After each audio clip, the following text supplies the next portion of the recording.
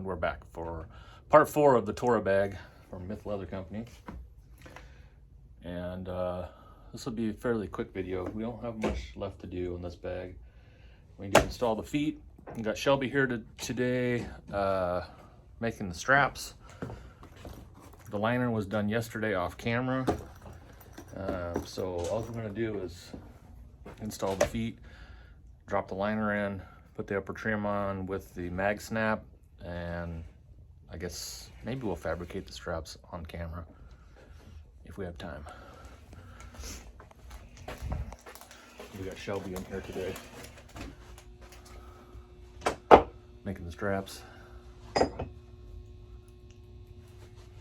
So let's do this. Well, this bag was in such a preliminary stages of design, I didn't include the foot locations on the base. So I've just taken another piece of the Bondex that's exactly the same size and laid out where I want them. The other lines are just kind of like trial and error to see if it would look good. But this is what I came up with. So we'll just lay this right on top of the base, transfer those locations with an ink pen, and then we'll punch all the way through the Bondex and install the feet.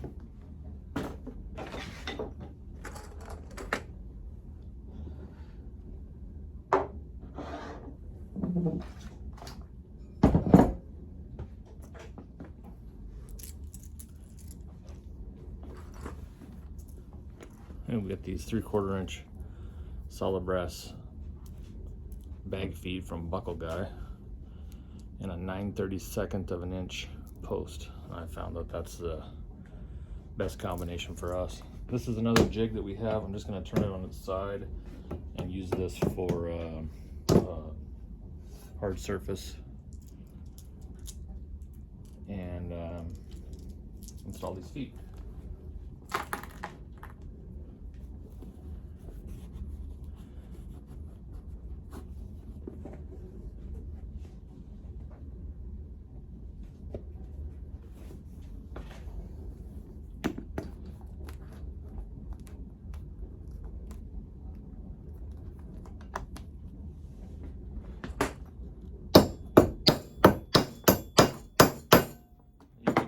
Press. They do make buckle guy does make tooling for these, but since we don't have one, I'm just doing it the analog way.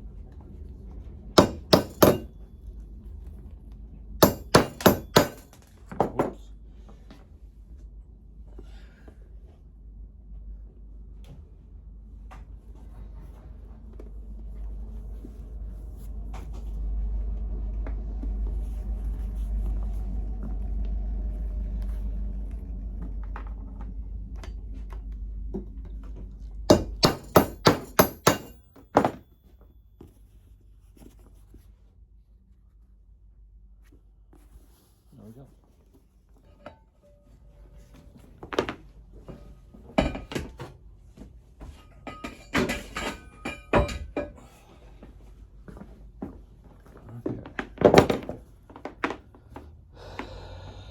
Now I want to verify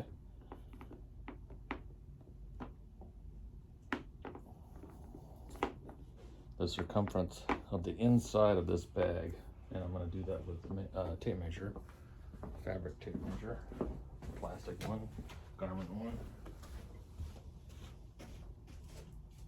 flexible one,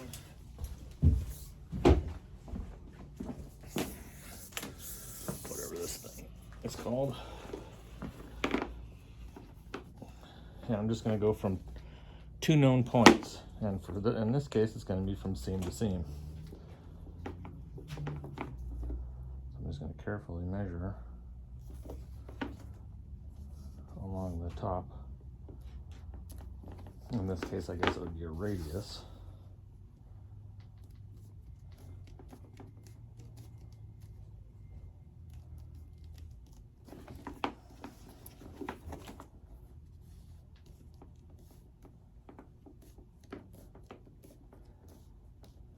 That's right. We'll call it 16. So 16 plus seam allowance on both ends is going to be 17. So 17 times 2.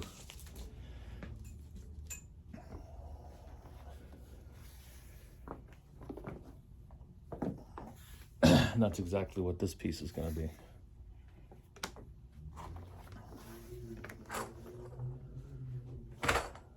So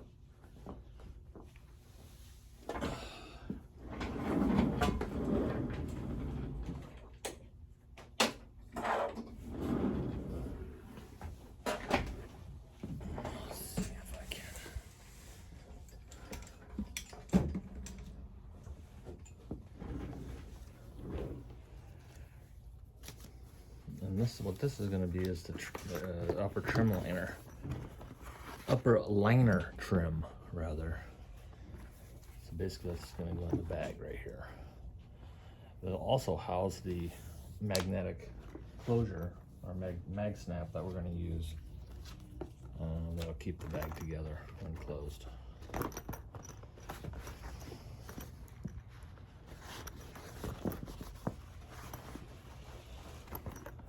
This is a test piece that I did yesterday to determine the correct vertical dimension, and so this is going to work out, just to make sure that the liner pattern height is correct, and it is.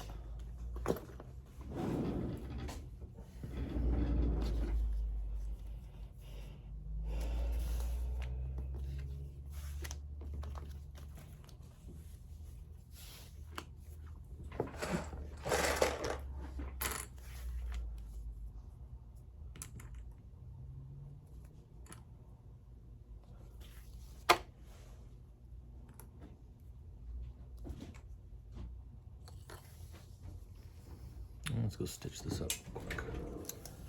This is my trusty Juki 1508.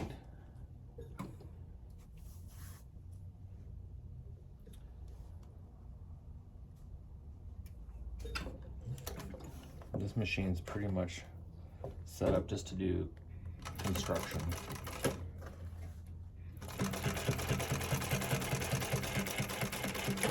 Typically we'll keep a darker matching thread in, which will match the main body of the article we're making, and then which is typically black or a gray or brown if we're making brown. But we found that gray matches quite a bit of stuff, oddly enough.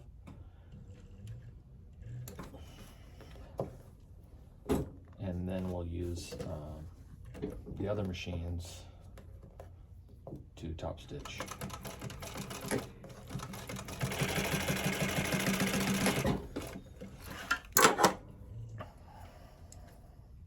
This machine is very similar to the ever so popular 1541. From the top of the machine, it's fairly similar. The only differences being is this has a dual tensioning system, which you can put on the 1541, and then the throat depth is deeper, and then basically from the bed down, it's an entirely different machine. This is what you would call a vertical hook machine, where the bottom drops in from the top, as to where like a 1541 is a horizontal hook machine, and you mount it from the bottom on the side. So if you didn't know, now you know. I would have bought a 1541, one of these great machines, but I found this one used at our local sewing center for a good price, so we picked it up. It used to live in a local sail factory, probably, I don't know for how long, and they traded it in for whatever reason, but it's not all used up, and it's runs great. And for what we do with them, I mean, really, they'll last forever. Don't be afraid of specifically used Japanese machines.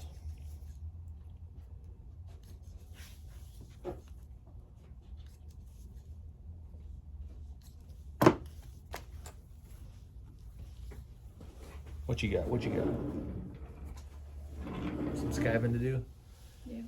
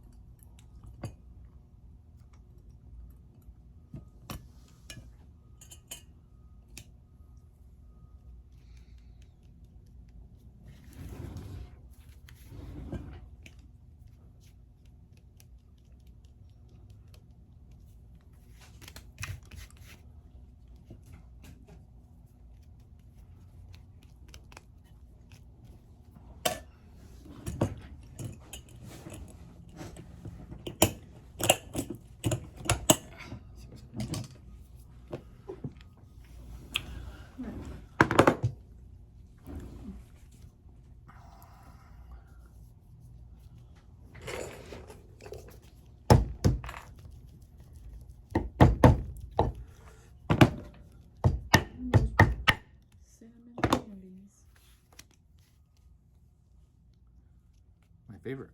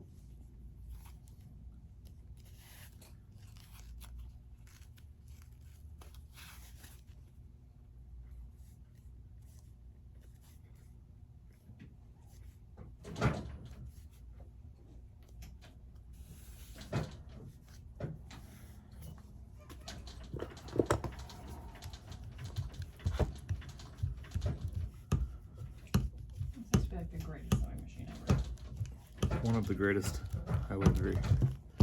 One of the greatest, I agree. I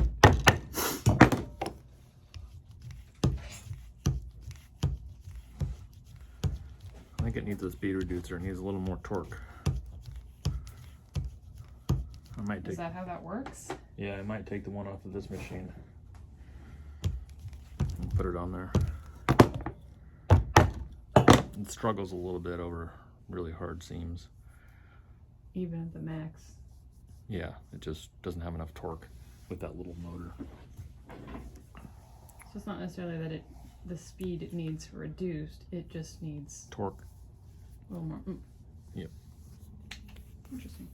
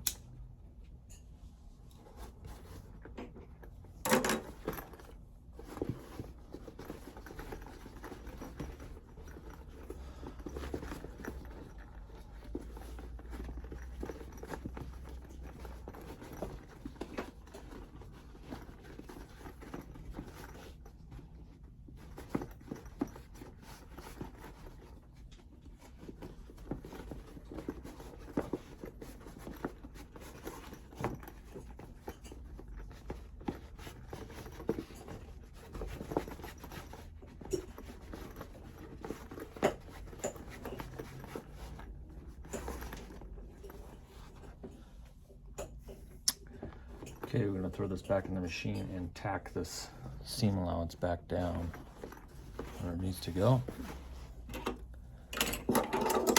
If you don't do that, this tends to leave a witness mark on the outside of the bag. Tack it down, it'll minimize that look.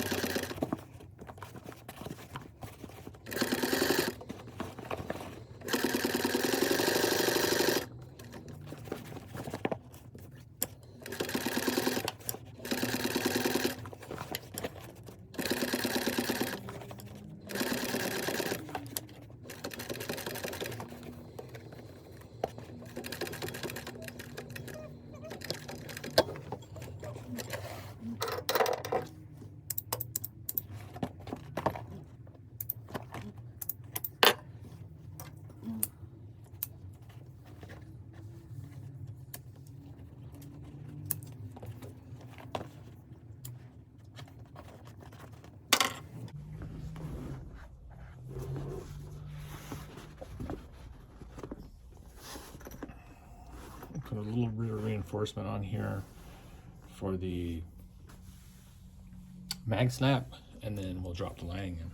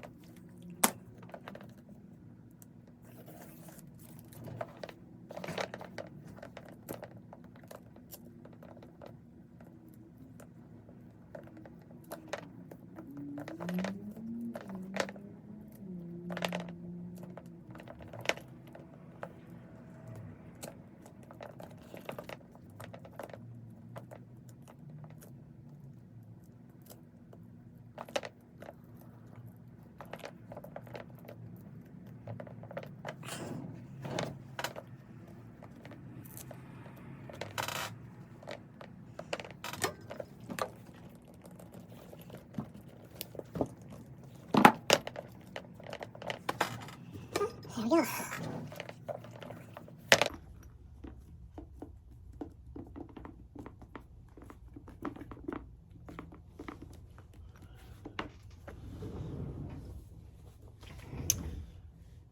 And we'll top stitching this. I didn't show you the full instructions on how to make these straps. We do have another video on our channel, and we'll link a card right here, and you can go view that video later if you want.